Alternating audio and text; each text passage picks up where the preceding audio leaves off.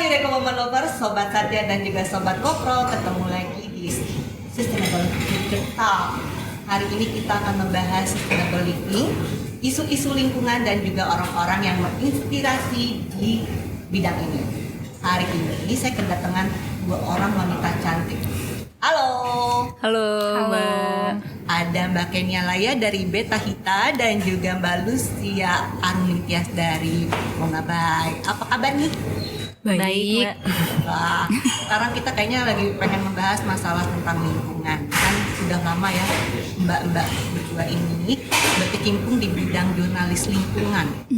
Nah, sebenarnya apa sih yang melatar belakangi mbak berdua untuk berkecimpung di jurnalis lingkungan ini? Concernnya lebih kemana? Kenny dulu. Kalau saya sendiri itu pertama kali berkenalan dengan isu lingkungan mungkin tahun kedua menjadi jurnalis. Jadi saat itu ditugaskan meliput kebakaran hutan dan lahan tahun 2015. Itu kan salah satu kebakaran hutan terbesar di Indonesia ya. Jadi saat itu saya pergi ke Sumatera, Kepulauan Riau dan secara langsung menyaksikan kebakaran itu gitu. Jadi waktu itu saya melihat kalau di dalam kepala saya kan karena memang tinggal di kota gitu, di kepala saya itu kan hutan itu kan sesuatu yang hijau, ya pohon-pohonnya besar dan vegetasinya padat dan ada hewan-hewan lah di dalamnya. Tetapi yang saya saksikan saat itu memang hutannya itu gosong gitu, tinggal abu. Jadi saat itu juga berkesempatan untuk bicara dengan warga yang terdampak dan melihat bagaimana kebakaran itu, karena dari kebakaran ini kan ada asap ya, itu berpengaruh pada kesehatan mereka harus mengungsi. Dan saya bertanya-tanya, ini kenapa ya hutan seluas ini tuh sejauh mata memandang tuh hilang, gosong gitu. Ini kenapa sih? Ada apa di baliknya? Jadi sejak saat itu ya ada rasa ingin tahu yang besar, dan kemudian saya juga merasa sepertinya ada sesuatu yang tidak biasa nih dari peristiwa seperti ini. Itu sih yang mendorong saya pertama kali. Nah, kalau dari Mbak Lucy sendiri? Kalau dari aku pribadi awalnya mungkin dari keluarga kali ya. Kayak dulu aku kecil itu terbiasa ke peternakan, bukan peternakan lah ya, kandang ayam, terus ngecekin, terus kebetulan orang tua saya ada yang bekerja sering dia kayak ngasih pouch yang isu-isu lingkungan itu sudah ada kayak gitu lah, dari situ sih. Iya, jadi sebenarnya sebelum aku di Mongabai gitu ya, aku memang udah terpapar. Kemudian aku sempat magang di salah satu di majalah NGO gitu ya, jadi dan situ sih. Terus kemudian aku sempat jadi wartawan. Awalnya memang cuma isu politik dan isu sosial yang lebih spesifik dan lain sebagainya. Ternyata kayak tidak cocok gitu. Nggak cocok, malah lebih cocok kayak pas waktu sempat ngepost di KLHK ya waktu itu. Dan itu kayak lebih ngerasa dapat feel-nya gitu. Iya, dan karena permasalahan lingkungan kan kayak masalah kita ya, dekat sama kita dan juga dekat sama kebanyakan masyarakat. Jadi kayak ngerasa kayak udahlah, gue konsisten di sini aja kayak gitu sih. Kan kalian berdua ini kan seorang wanita ya, terjun di bidang jurnalis yang notabene itu tidak biasa juga ya, membahas tentang lingkungan. Nah, ada nggak sih tantangannya gitu? Mau dari Mbak Lucy? Tantangannya mungkin apa ya, kalau di lapangan kali ya mungkin ya, kayak tapi dengan model adaptasi ya, maksudnya mungkin nggak cuma jadi jurnalis di lingkungan ya, semua perempuan ya, maksudnya jurnalis perempuan itu memiliki tantangan yang sama. Misalnya di media, perempuan itu masih juga dianggap yang ya udahlah ngepost aja di pemerintahan kayak gitu, nggak usah lah main ke lapangan kayak gitu, karena misalnya risikonya cukup besar gitu. Padahal sebenarnya resiko-risiko itu kan bisa dimitigasi kayak gitulah. Dan ketika memang ke lapangan memang adaptasi yang memang cukup besar, kayak misalnya kita harus terbiasa misalnya tidur serampangan aja kayak gitu, ataupun kayak misalnya kamu nggak bisa pulang, kamu harus ngedon di, Bisa menjadi cantik banget ya kalau udah di lapangan gitu. Jadi mau di mana pun harus. kan cantiknya di dalam diri. Iya. Terus kalau dari bagiannya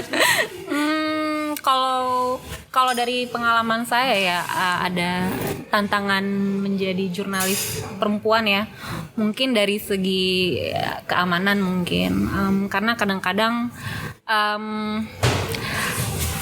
ketika misalnya nih ketemu narasumber, terus kadang-kadang narasumbernya tuh genit gitu, terus suka gangguin, Seksis. terus saya kadang-kadang ya seksis gitu kan, terus kadang-kadang suka bertanya nih, kalau jurnalis cowok kayaknya nggak diginiin deh, kayak nggak digodain deh, hal-hal seperti itu sih, selain tantangan-tantangan lainnya.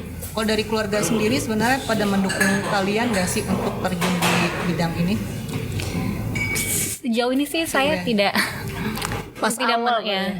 kalau gue awal sih. Oke. Pada saat awal emang pilihan menjadi jurnalis itu agak berat ya. Jadi Kenapa gitu ya? mending kan jadi PNS yang di kantor, yang punya jam waktu kerja yang jelas, nggak perlu. Dulu kan liburku itu cuma dalam seminggu sehari, dan itu pun cuma di weekday gitu kan ya. Dan aku balik ke rumah pun sebenarnya rumahku di Bekasi aja gitu kan. Tapi kalau aja. ya Iya. dekat itu. Iya.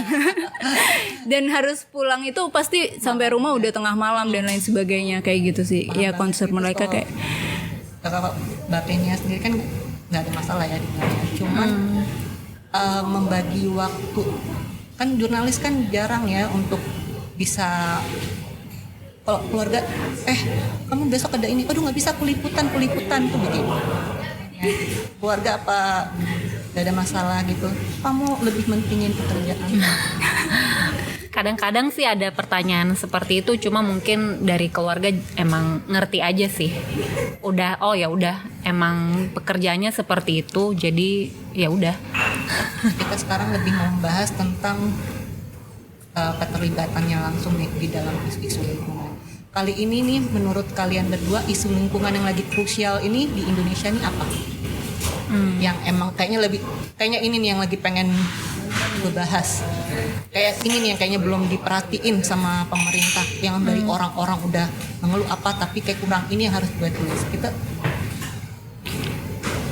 mungkin perubahan iklim ya. Cuma perubahan iklim kan banyak turning point, banyak hal yang emang dibahas ya. Kayak misalnya ngomongin perubahan iklim, kita bicara tentang cuaca. Cuaca itu kaitannya misalnya sama kesehatan dan juga bicara pangan ya.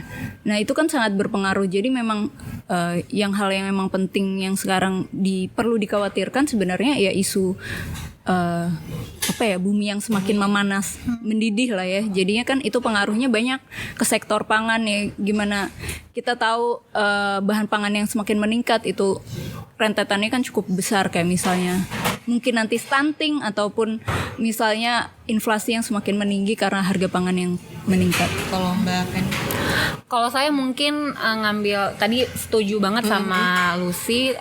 Kalau saya mungkin mengambil dari konteks Indonesianya ya. Mungkin yang krusial saat ini adalah bagaimana saat ini hutan-hutan alam di Indonesia itu, terutama di wilayah timur, itu sedang dalam ancaman, karena kan kayak hutan di Sumatera itu kan udah habis tuh oleh perizinan. Nah sekarang tuh izin-izin korporasi ya industri ekstraktif dan bisnis perkebunan skala besar dan kehutanan tuh izin-izinnya tuh sudah diarahkan ke Indonesia Timur. Seperti misalnya kayak di Maluku Utara, di sana tuh ada 44 izin usaha pertambangan, ya itu udah pasti dimiliki oleh korporasi. Terus kemudian di tanah Papua, apalagi di tanah Papua itu udah dikafling lah istilahnya ya, sama ya kebun sawit skala besar, kehutanan segala macam. nah kalau lagi bahas masalah kayak begini ya Mbak ya, ada gak sih rasa deg-degannya tiba-tiba kayak ada yang mengkonfrontir atau apa dari tulisan-tulisan ini? Sejauh ini ada gak sih yang bikin kayak aduh gue bikin kayak begini aman gak ya soalnya kan itu yang kayak tadi dibilang, soalnya kan itu semua berkaitan kan, lingkungan terus ke birokrasi atau apa segala macam. Ada nggak rasa was-wasnya saat meliput itu pas udah diterbitkan apalagi? Buat saya pasti ada ya, terutama kalau misalnya kita membahas topik yang cukup serius dan misalnya investigasi, itu kan investigasi kan berarti menuduh suatu pihak, misalnya pemerintah atau perusahaan, dia melakukan sesuatu kecurangan atau mengeluarkan kebijakan yang kong kali kong lah dengan pihak tertentu. Pasti ada rasa khawatir ini ntar kalau misalnya saya nulis ini diterbitin bakal ada apa gitu. Cuma mungkin ketika melakukan liputan, investigasi dan tulisan-tulisan yang mendalam, ya harus melakukan tugasnya sebagai jurnalis dong. Kayak disitulah pentingnya kita melakukan verifikasi dan konfirmasi juga kepada pihak yang kita liput. Karena memang apa yang kita sampaikan itu memang sesuai dengan apa yang ada di tempatnya. Betul. Setuju ya berarti ya? Setuju, karena memang sebelum diterbitkan ya misalnya investigasi pasti kan kita konsultasi sama LBH Pers dengan beberapa apa nih mitigasinya ketika memang tiba-tiba ataukah kita diapain gitu sih. Kita diapain tuh? Kayak misalnya kita digugat gitu ataupun ada yang yang kepikiran nggak tuh kalau misalkan kayak gitu nanti apakah pasang badan gimananya udah dengan jadi kayak gue tahu nih gue nulis kayak gini berarti gue udah harus pasang badan bila akan terjadi hal-hal ke depannya gitu. Itu kan pasti udah dipikirin kan. Iya betul. Nah tapi sama ini udah pernah menghadapi nggak hal-hal yang kayak begitu? Kalau saya belum pernah ya, tapi mungkin melihatnya gini sih, kalau misalnya kita bicara fakta dan didukung data, dan ya kemudian kita melakukan tugas kita untuk konfirmasi dan verifikasi itu ya kemungkinan aman.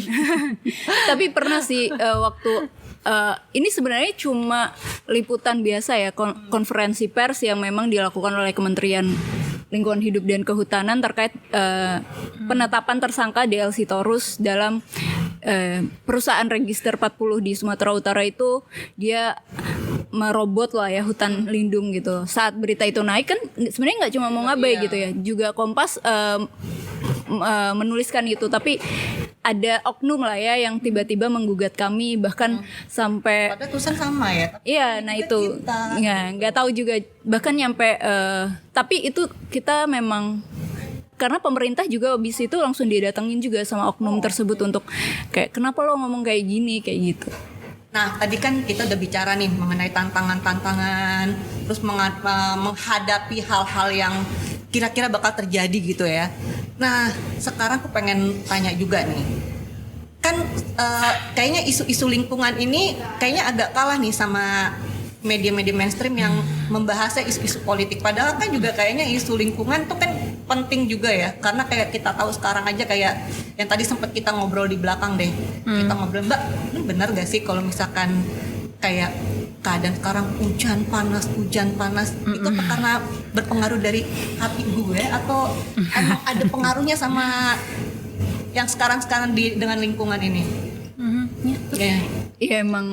Jangan pada berebutan. Emang susah ya maksudnya. Sebelumnya aku juga pernah di media mainstream ya kerjanya. Untuk kayak ketika kita liputan isu lingkungan kemudian buat dinaikin itu pasti pertanyaan editor saat itu ya kayak emang apa pentingnya buat kita kayak gitu loh. Ya mungkin nggak bisa narik iklan juga ya gitu loh maksudnya. Secara mungkin politik dan lain sebagainya lebih mudah untuk mereka dapatkan gitu loh. Tapi untuk isu lingkungan dan lain sebagainya emang sulit karena ya. Maksudnya gini, padahal kalau misalkan mereka berpikir mereka aja kan hidup juga dalam lingkungan yang sama, kita bernafas dengan yang sama semuanya. Kalau misalkan masih ada pikiran-pikiran kayak gitu kayaknya gimana ya gitu ininya. Kalau Mbak Kenia kan tadi bilang itu semua berpengaruh tuh kayak waktu pas kemana tuh yang tentang kelapa sawit atau yang nikel tadi yang dibilang kebakaran hutan. Itu kan juga kalau misalkan mereka nggak concern, semuanya dampaknya ke mereka juga kan. Iya. Jadi memang setuju sih sama Lucy ya, bahwa saat ini media mainstream itu memang covering isu lingkungan tuh memang masih sedikit. Kalaupun ada gitu ya, ya seperti misalnya Tempo itu kan media arus utama yang saat ini kanal liputannya itu bagus gitu. Tetapi yang lain-lainnya itu masih kurang. Saya juga sebenarnya bertanya-tanya kenapa media massa lebih memilih misalnya isu-isu seperti ya politik identitas, ekonomi gitu. Kenapa lingkungan yang saat ini memang sedang kita alami ya, kayak perubahan iklim nih. Iya. Kenapa itu tidak diangkat, tidak dikupas secara mendalam gitu? Apakah karena ini medianya tidak cukup concern atau ini juga cermin dari bagaimana masyarakat umum mengonsumsi, jangan-jangan belum tertarik nih sama isu lingkungan, makanya medianya atau mungkin jangan-jangan ya karena pemerintah kita tuh sepertinya ya tidak banyak ngomongin tentang isu lingkungan secara mendalam gitu. Jadi ya banyak faktor sih. Ya. Jadi kayak merasa nggak sih kok kayaknya kita agak kurang disupport ya gitu. Maksudnya untuk kayak begini kok agak kita kayak dianaktirikan ya. Tuh begini kok kita cuman porsinya kecil ya gitu. Itu kadang agak mangkel nggak sih kalau kayak gitu? Kalau mangkel ya mau gimana lagi, maksudnya kita nggak perlu ya. Dan mungkin juga karena pengetahuan ya, isu lingkungan kan terlalu banyak dan riuh gitu ya. Bahkan pertama kali jadi jurnalis lingkungan itu harus mempelajari banyak hal dan lain sebagainya. Dan biasanya emang media itu suka yang accidental, yang tiba-tiba ada kejadian dan lain sebagainya. Benar. Dan itu pun cuma informasi aja nih ada kejadian kayak gini, tapi dia nggak bisa mengulik lebih dalam. Apa emang kalau di Indonesia harus diviralin dulu baru bisa dilihat sama mereka? Nah itu Bisa jadi seperti itu. Tapi sekarang lagi happening banget kalau di jurnalis lingkungan kayak Mbak ini kan, kalian kan pasti udah berteman ya. Kan Faris suka ngobrol-ngobrol. Gue mau bahas ini nih, lu udah pernah gak sih bahas ini gitu-gitu, suka kayak gitu gak sih, tukar-tukaran info gitu? biasanya ada ya kita Gitu. buat Karena kan juga lama ya untuk berkecimpung ini, hampir 7 tahunan atau 8 tahunan ya. Di jurnalis Kayak Mbak Lucy juga ya. yes. Berarti Iya. pas ini Kita ngobrolnya pasti yang dibahas itu lagi atau ya enggak sih. Kayaknya kok membosankan banget kita ketemunya ngomongin kerjaan. Cuma maksudnya pasti ya kalau misalnya ada sedang ada peristiwa-peristiwa atau misalnya ada isu-isu besar, kita pasti ya ngobrol, dan bahkan bisa jadi obrolan itu sudah berujung pada kolaborasi kolaborasi bareng kayak gitu ya. Jadi emang kadang kita memang pernah kolaborasi liputan bareng kayak gitu ya. Berawal ya kayak gitu, ketemuan terus kayaknya menarik ya nggak sih bikin kayak gini dan lain sebagainya. gue mau ngeliput ini nih. Iya. Kadang sebenarnya juga gitu cuma ya? kayak ketemu ngopi nongkrong aja, terus ngobrol nih sama rekan-rekan jurnalis yang lain, terus kayak menarik nih, gimana kalau misalnya kita bikin yang kayak gini Buat gitu yang sih. lebih serius kayak gitu. Tapi kalau misalkan kayak gitu, pernah nggak sih dalam satu waktu membahas hal yang sama, hari ini nulis itu, hari ini juga sama gitu, atau gimana? Janjian Gimana kita tuh? bikin bareng yuk gitu. Oh, janjian liputan Enggak, maksudnya sama bahasannya, maksudnya gue nulis ini, lo juga nulis ini yuk gitu, kita ke enggak. mau kemana nih ininya, gue bahas yang ini, lo bahasnya itu ya gitu. Oh, kayaknya enggak sih ya. Karena memang isu lingkungan karena spesifik ya, dan orang-orangnya juga memang circle itu gitu ya. Jadi mungkin kayak gitu kondisinya kalau misalnya politik, isu di DPR ataupun di KPK kayak gitu, lo nulis ini, gue nulis itu dan lain sebagainya. Lingkungan nggak? Kita nggak bersaing lah ya, kita Enggak sih, kita bestie. kita harus saling mengisi untuk Udah pasti kalau misalnya liputan ke KLHK, terus misalnya dia pembahasannya mengenai misalnya populasi badak atau kelahiran gajah gitu, ya pasti nulisnya itu. sama. Tadi kita ngobrol itu ya masalah pemerintah ini tuh gimana sih Mbak, waktu pas aku tanya gitu tadi pas kita Iya. itu sih pas waktu hutan kita diiniin tuh, mereka pada pindahnya kemana ya, itu kadang-kadang nggak dipikirin tuh, Iya. suka akhirnya dibahas si binatang-binatang ini akhirnya Mbak angkat juga itu? Pasti karena selalu satwa yang sering menjadi korban ya. Enggak cuma satwa ya, maksudnya manusia yang memang di sana. Setelah ditulis. Iya, sulit. Nah, itu makanya dengan adanya kita nih. Itu bisa terus tersuarakan kayak gitu loh. Karena sering banget kayak misalnya ya elah ya udah sih satwa mah ya mati aja dan lain sebagainya gitu. Kan orang nggak tahu kalau misalnya apa sih pentingnya kita menjaga gajah, kemudian apa pentingnya kita menjaga harimau Sumatera dan lain sebagainya. Orang kan cuma ngeliat ya udah itu kan satwa yang ya udah satwa aja gitu. Dan kadang-kadang satwa kayak gajah itu dianggapnya hama ya. Misalnya kayak tahun ini aja tuh kayaknya udah lebih dari 2 atau 3 gajah yang mati. Gitu. Iya.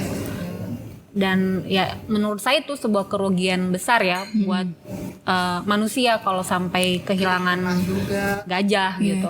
Bahkan ketika pembangunan yang emang nggak berorientasi pada keberlanjutan gitu ya, sebenarnya kan kayak konflik satwa dengan manusia kayak tadi dianggap hama dan lain sebagainya, itu kan angkanya biayanya itu tinggi juga kayak gitu loh. Dan ya ini masih jadi pertanyaan kita semua ya, kenapa pemerintah, perusahaan itu tidak pernah mau concern terhadap hal tersebut gitu sih. Anak muda kan sekarang juga kayaknya lebih concern tentang lingkungan, ini juga udah mulai lumayan ya. Nah ini kalian untuk menggrab si anak-anak muda supaya bisa ayo bareng-bareng sama kita yuk, supaya jangan supaya kita didengar juga sama yang di atas gitu. Itu kalian gimana yang kalian lakuin untuk supaya menggrab anak-anak muda supaya lebih concern lagi dengan isu-isu ini?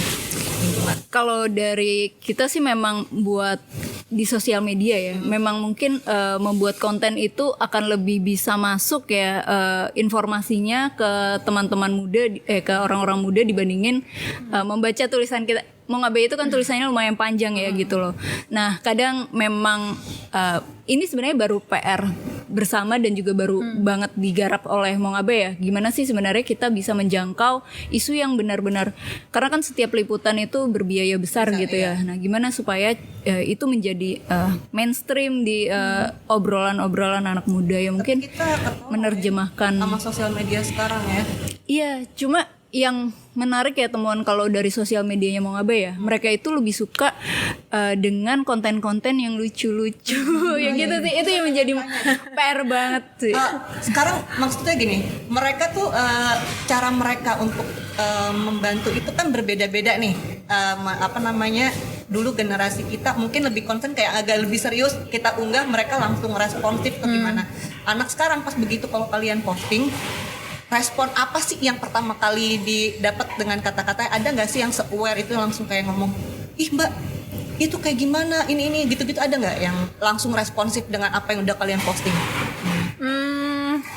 Kalau dari media sosial Beta Hita ya? Sih dari Beta Hitanya ya? Iya, mungkin tidak terlalu ya, karena kan kalau Beta Hita sendiri kan dia isunya cukup cukup kompleks ya, dan cukup kompleks, dan kita juga ingin mengelevasi misalnya laporan-laporan dari organisasi masyarakat sipil, hasil penelitian mereka. Jadi memang ketika kita posting nih sebuah peliputan gitu, sebuah tulisan, paling yang pasti yang komen-komen itu ya ini stakeholders terkait gitu.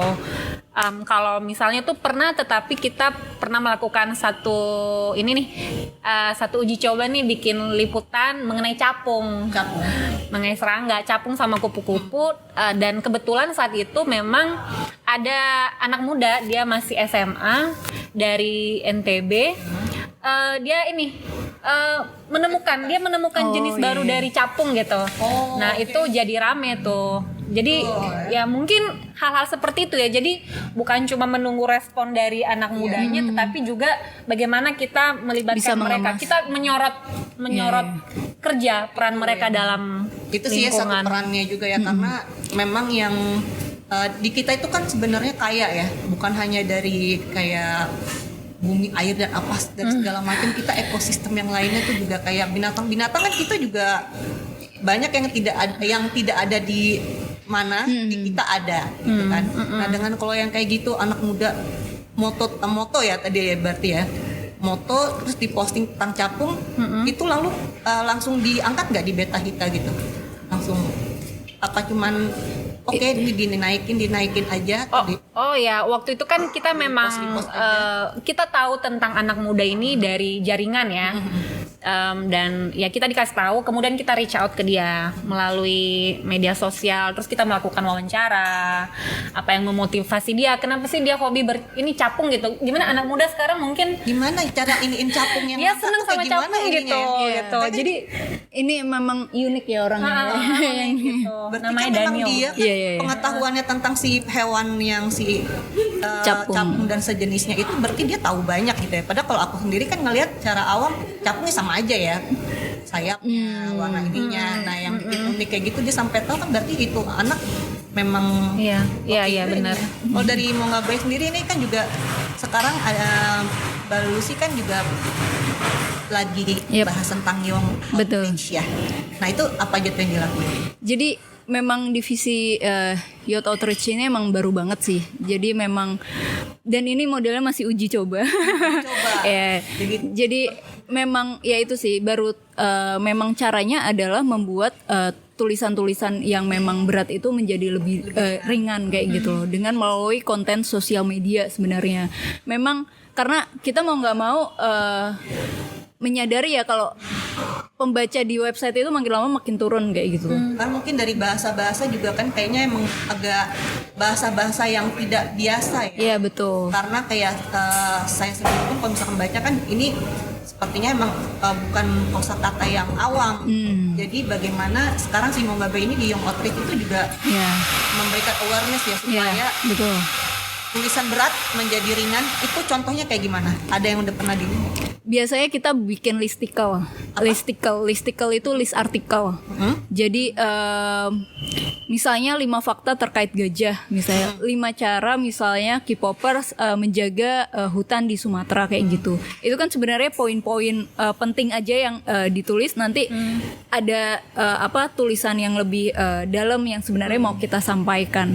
Selain itu juga ini sih kalau kami lagi nyoba juga mengajak si anak muda itu sendiri untuk terlibat dalam Mongabay. Jadi kita mau mencoba membangun komunitas bersama sih, namanya Sahabat Mongabay sih. Itu jadi kayak pembaca-pembaca muda ya bisa berkolaborasi bareng kita untuk istilahnya kita masih muda. Ya kayak gitu untuk istilahnya misalnya aku juga bisa misalnya kolaborasi sama Kenny gitu ya. Misalnya ada laporan teman-teman Beta Hita terkait apa, kemudian kita bisa collab bareng kayak gitu sih sebetulnya.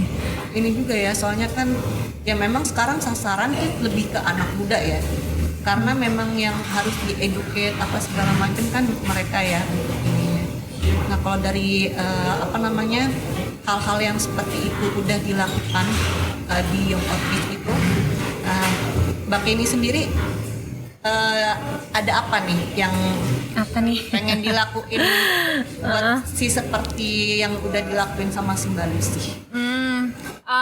Kalau kita tuh memang belum ada ya, karena tadi seperti yang saya bilang itu memang kita elevasi isu, advokasi isu gitu.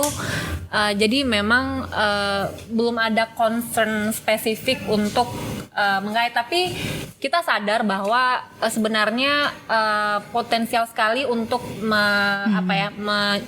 mengedukasi, memberikan informasi tentang lingkungan, karena ya anak muda kan banyak pakai gadget ya. Iya, pakai gadget. Jadi sukanya udah scroll pasti, gitu lah ya. Scroll. Jadi ya mungkin ke depan selain misalnya bikin judul-judul yang lebih engaging gitu ya, kayak misal pakai ya beberapa kali kita mencoba misalnya bikin judul tuh ya misalnya ada misalnya ada hutan dibabat sekian juta hektar, emang boleh ya, itu kan gitu, bahasa anak muda ya, sejauh ini gitu ya, main itu, kopinya lah ya. Tapi mungkin saya pikir ke depannya itu sepertinya ya jurnalisme lingkungan itu butuh orang-orang orang-orang muda ya, orang-orang muda benar. Platform aja gitu, kayak kontennya tuh udah bukan Ya maksudnya tentu saja tulisan panjang yang mendalam dengan infografik, visualisasi segala macam itu masih penting. Tapi mungkin jadi ketika pindah ke konten kayak apa TikTok ya, TikTok gitu pasti akan berbeda. Iya, tapi beda lagi penyajian isunya biar lebih masuk aja. Jadi kemarin itu sempat ada teman mahasiswa di Jogja nulis tentang sebenarnya mau bawa isu sampah di Jogja gitu kan. Sebenarnya ini kita dapat pitching aja lah, pitching isu dari mereka. Kemudian setelah ya kita ngasih masukan dan lain sebagainya, sampai akhirnya kita benar-benar ngitung gimana sih sampah. Dia kan mau concernnya pada kedai kopi yang ada di sana yang makin menjamur gitu lah ya. Padahal permasalahan sampah di Piungan itu nggak pernah kelar diurusin sama pemerintahnya Jogja kayak gitu ya, lagi-lagi gitu. Nah, nyampe akhirnya kita benar-benar ngitung ya, misalnya dalam satu kedai gitu ya, ada berapa sih kira-kira gelas yang memang mereka pakai gitu ya, untuk dijual lah setiap harinya itu berapa, peaknya paling banyak berapa, paling rendah berapa. Kemudian kita hitung nih kira-kira ada berapa sih toko bahasanya franchise kopi yang sebenarnya tipenya itu langsung dibawa yang pakai gelas plastik kayak gitu. Memang sekarang udah kebantu juga ya, ada beberapa aplikasi yang memang sudah mewadahi untuk kayak yang seperti itu kan, yang lingkungan. Tapi seberapa bisa gitu sih, Mbak? Maksudnya tetap sulit sih kalau emang hulunya nggak dikerjain. Kesadaran dari si orangnya itu sendiri juga ya. Tadi yang kayak saya ngobrol tadi kan di belakang tuh kita sempat ngobrol-ngobrol. Sekarang kan kayaknya kiblatnya anak muda ini kan lebih kayak kalau misalkan lagi nonton gitu ya. Sebenarnya mereka juga teredukasi tuh kayak misalkan dari maaf nih ya, agak membawa-bawa ini K-pop drama Korea ya. Di situ kan mereka juga udah edukasi tentang pemilihan betul. Pembuangannya. Nah, soalnya saya melihat beberapa dari teman-teman saya yang muda-muda gitu, kan saya juga masih muda ya. Iya.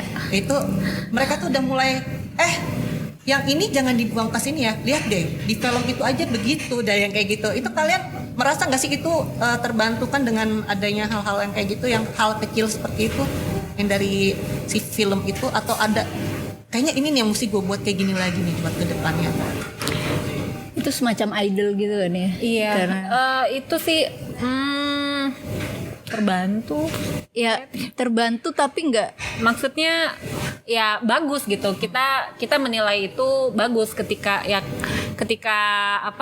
anak-anak muda ini yang punya hobi nih, misalnya dia penggemar K-pop, kemudian mereka melakukan penanaman pohon misalnya di hutan gitu ya bagus gitu. Itu bisa jadi awal untuk anak muda ini untuk berkenalan gitu, kayak ini bukan cuma pohon tapi mereka tuh masuk ke dalam hutan gitu. Betul. Karena kan anak SD juga udah diperkenalkan kayak gitu kan.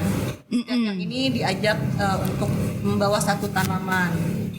Tapi perlu juga kan kayak misalnya nggak cuma, biasanya kan itu cuma seremoni ya, perlu juga kayak edukasi dari orang tuanya misalnya, kenapa sih penting nanam pohon dan lain sebagainya. Kadang kayak hal gitu seperti itunya yang cuma keputus gitu, takutnya cuma kayak disuruh bawa gitu kan ya gitu.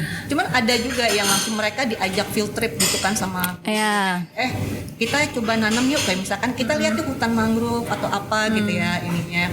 Nah kalau misalkan kalian sendiri nanti ke depannya nih, kalau misalkan gitu ya dikasih kesempatan buat datang nih liputan ke sekolah-sekolah atau apa ya, kalian itu pengen kasih tahu ke mereka tentang apa untuk lingkungan, hal yang paling simpel. Ada ngapain bu gitu ya. Kan kalian yang mesti kayak ngasih tahu, ngasih contoh gitu ya. Iya betul. Apa lu? Kalau dari saya pribadi sih lebih kayak, aku kalau misalnya suruh ngisi di kepada orang-orang muda itu, melihat sih apa sih yang mereka butuhin sebetulnya yang pertama. Jadi kayak isu apa yang menarik buat mereka, nah itu yang menjadi bahasan. Biasanya sih mereka memang mulainya masuknya adalah satwa atau enggak hal-hal yang relate aja sama mereka. Kerabunan dulu diajak nanti. Ya sesimpel kayak gitu. Kayak misalnya kayak K-pop yang tadi Kenny sebutin ya.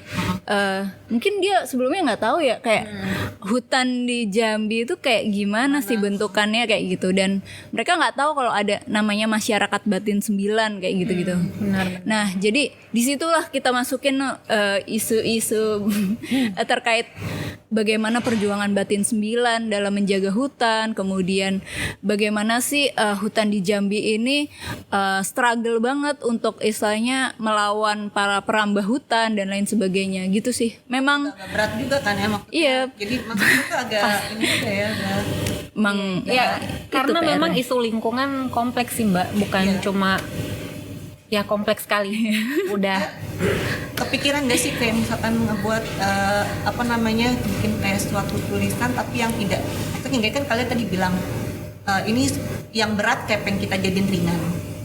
Pernah kepikiran gak sih kalau misalkan saya juga jadi penasaran gitu ya, kalian sendiri itu suka kayak nulis jurnal harian gitu gak sih? Terus apakah di jurnal harian itu juga nulisnya juga tetap tentang concern tentang si lingkungan gitu, dia ini lingkungan hari ini gitu. Kayak gitu nanti ini cepet gilanya 24 Mbak. jam banget nih kerja mikirin lingkungan. Dia jadi pada bengong semua gitu kan. Iya. Apa yang bisa diiniin kan, misalkan wah dari gue curhatan sehari-hari bisa nih gue anggap ini. Itu pernah gak sih kayak seharian gitu kalian mengalami satu hari yang kayak padat gitu kalian tulis terus ini kayaknya ngaruh nih sama nanti besok gue mau angkat ini nih. Enggak sih, enggak segitunya ya. Kalau dari aku pribadi sih enggak segitunya nyampe mempengaruhi kehidupan sehari-hari. Tapi mungkin lebih kayak Sebenarnya kalau misalnya nih bicara isu lingkungan itu kan, lingkungan di Indonesia ini kan ya kondisi alam dan lingkungannya itu sangat berkelindan dengan kebijakan pemerintah, dan kebijakan pemerintah itu banyak memberikan keuntungan perusahaan, memberikan izin konsesi untuk ya bisnis ekstraktif seperti tambang batu bara, nikel, dan kemudian memberikan izin kepada kebun sawit. Dan tentu saja nih kemudian ketika izin nih misalnya izin nih diberikan suatu izin ratusan ribu hektar kepada satu perusahaan di tanah Papua. Kita tahu Papua itu kan bukan tanah kosong ya. Di hutan itu ada masyarakat adat yang sudah turun menurun mengelolanya gitu. Otomatis ketika kita melihat itu misalnya ada terjadi konflik, dan seringkali masyarakat yang memperjuangkan haknya itu Mbak, mereka tuh ditangkap gitu, karena bersuara gitu ya, dikriminalisasi gitu. Dan maksudnya memang ya sebagai manusia ketika kita memikirkan itu ya, meliput, mewawancara, bertemu orang, itu memang cukup berpengaruh sih kepada kita kayak padahal sebenarnya banget ya karena gitu, memang ya, sebegitunya gitu, sebegitu timpangnya gitu yang bikin orang jadi juga takut untuk speak up kali ya. Kalau kayak gitu mau curhat juga bingung nih kita bersuara aja di in juga gitu.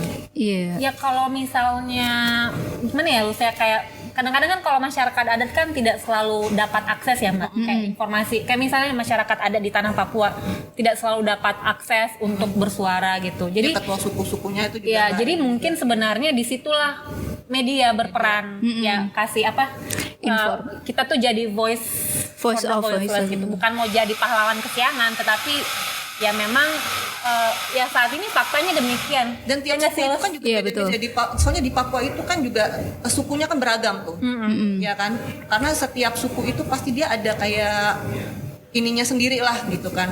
Makanya kasihan juga kalau misalkan sampai gue yang nempatin ini tempat, gue pengen ini tapi nggak bisa gitu. Terus terus strategi apa nih yang kalian lakuin kalau misalkan pengen memperjuangkan isu-isu yang lagi sekarang? Sebenarnya kalian lebih ya menulisnya aja sih sebenarnya. Jadi ya kita datang ke lapangan, kita menggali apa aja sih sebenarnya yang emang mau kita tuliskan dan lain sebagainya. Ya itu yang terpenting adalah kita menyuarakan isu dari masyarakat adat itu sendiri, dan juga kira-kira apa sih yang biasanya kan media itu cuma dapat garis besarnya aja. Nah, kita juga pengen lebih kayak menyuarakan apa sih yang mereka rasakan, dan juga sering banget kalau di lapangan itu perempuan itu tidak diberikan ruang ya untuk bicara. Jadi kalau kita sering banget tuh kayak mau dong ketemu sama warga yang mungkin paham terkait itu, dikasihnya ya laki-laki lagi gitu. Oke nih, terakhirnya closing statement dari kalian berdua nih sebelum kita tutup acara ini. Apa yang pengen kalian sampaikan terakhir nih untuk berat nih lingkungan atau untuk pekerjaan kalian ke depannya? supaya nanti orang-orang terinspirasi, gue pengen banget menjadi kayak kalian. Menjadi kayak Iyalah kan, siapa tahu orang cita-citanya jadi jurnalis loh, kayak aku kan dulu gitu cita-citanya. Oke. Ya mungkin kalau dari saya itu pertama ya saya pengen mungkin masyarakat tuh bisa lebih sadar ya tentang isu lingkungan. Dan kemudian kedua ini yang paling penting sih, pemerintah itu ya saya berharap arah kebijakan dia itu lebih memperhatikan lingkungan dan keberlanjutan, karena ketika izin-izin itu diberikan, otomatis ini berdampak pada hutan, berdampak pada masyarakat adat, kepada satwa. Jadi lingkungan kita itu tidak akan lingkungan kita itu bisa dilindungi dengan kebijakan pemerintah yang lebih ramah lingkungan. Seperti itu sih. Oke deh, kayaknya udah mewakili banget nih ya, kayaknya closing statementnya Mbak Kenny ya. Iya. Pokoknya nanti kalau aku ingin berkabar-kabar lagi, update nanti dinaikin ya isu-isu yang aku pengen sampaikan ya. Oke. Siap. Eureka Women Lover, Sobat Satya dan juga Sobat Kopro. Itulah tadi perbincangan saya dengan para jurnalis lingkungan yang sangat menginspirasi. Semoga apa yang disampaikan oleh mereka dan kita bahas hari ini memberikan faedah, dan jangan juga lupa tetap jaga lingkungan, ya kan? Nah. Sampai jumpa.